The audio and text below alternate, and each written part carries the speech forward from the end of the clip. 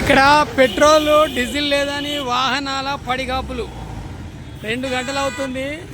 ఇక్కడ petrol diesel దొరకడం లేదు. బండ్లు మొత్తం ట్రాఫిక్ జామ్ ఎక్కడికక్కడ. అయ్యో అక్కడ అటు ప్రగతి నగర్ చెరువు అవతలకి అక్కడికి ఇక్కడ ఫుల్ ట్రాఫిక్. డీజిల్ పెట్రోల్ మాత్రం లేదు, ఇక అయిపోయింది. యుద్ధాలు ఇది అని అదని ప్రజలను పట్టించుకునేవాడే లేడు.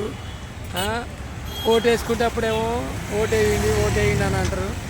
ఇక ఈ కాంగ్రెస్ గవర్నమెంట్ వస్తే ఇదే రోగం అవుతుంది.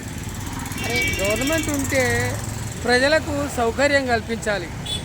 ఇక్కడ యుద్ధం జరుగుతుంది, మరి వీళ్ళకు డీజిల్ పెట్రోల్ అందుబాటులో ఉంచుదాము. ఎక్కడి వాహనాలు అక్కడ ఇబ్బందులు పడతారు, ప్రజలు ఇబ్బంది పడతారని చెప్పాలి కదా. ఏది లేదు, ప్రజాపాలన అంట. మరి ఇది ఏం ప్రజాపాలన, మరి ఏమో మొత్తం ఇది అయిపోయింది.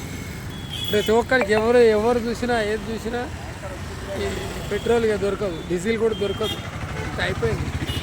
చాలా ఇబ్బందులు పడుతున్నారు జనాలు. ఇక్కడ ఒక దగ్గరనే కాదు, ఇంకెక్కడెక్కడనో. మేమైతే 2.5 గంటలు అవుతుంది. లేదు, పెట్రోల్ అయిపోయింది, డీజిల్ అయిపోయింది అని ఆడ ఇప్పుడు ఓ ట్యాంక్ తీసుకొచ్చి పోస్తుంది. ఆ ట్యాంక్ ఖాళీ కావాలి, మళ్ళీ అప్పుడు ఇది రావాలి. ఈ లైన్ ఇది ఫుల్. ఇది ఎక్కడుంటుంది చెప్పండి? ఇట్లా ఉన్నది మొత్తం. పరిశాన్ ఉన్నది పబ్లిక్. అక్కడ పక్కకు మేఘాలు, వర్షం పడేటట్టుకున్నది, వర్షం వచ్చే విధంగా ఉన్నది. ఈ లైన్లోకి వచ్చినాము, ఇటు ముందు పోము, అటు వెనక పోయేటట్టుగా లేదు. మధ్య నిలిపిపోయినాం, ఇంకెక్కడ పోతాం, ఇక పోలేం. చాలా ఇబ్బందిగా ఉన్నది. మరి ఇలాగ కొనసాగితే ప్రజల రాకపోకలు ఎలా కావాలి, వారి జీవనోపాధి ఎలా ఉంటుంది, ఏంది ఎక్కడికక్కడ అస్తవ్యస్తంగా పరిస్థితి ఉన్నది. డీజిల్ పెట్రోల్ లేకపోతే కథం అయిపోయినట్టే. ఇక చాలా ప్రాబ్లం.